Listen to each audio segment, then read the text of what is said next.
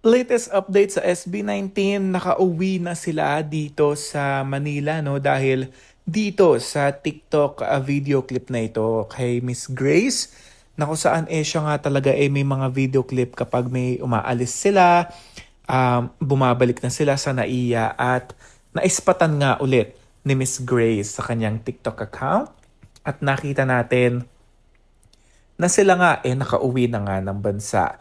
Diyan mo may kita na sabay si Ate Leia at si Ken na hindi pa siya totally okay because of the recent tour sa Doha medyo hindi pa talaga siya okay. So get well soon, Ken.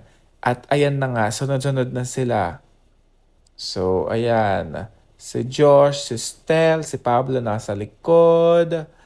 Ayan, so may mga nagvi-video din and all. Ayan. So, si Justin nasa likod, naka-cup.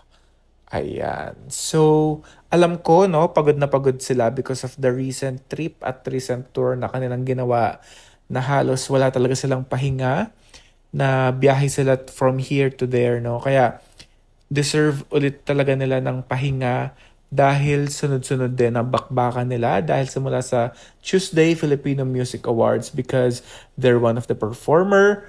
And, syempre, ang Fast Zone sa darating na October 26. Ayan wag nating kakalimutan dahil sa mga may ticket na.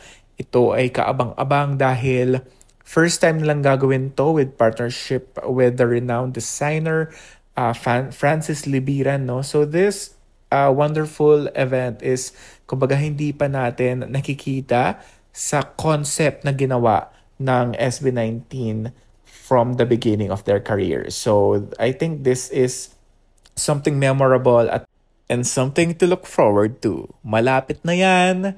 Kaya naman sa mga 18 dyan, kaway-kaway and see you soon sa darating na kanilang mga events.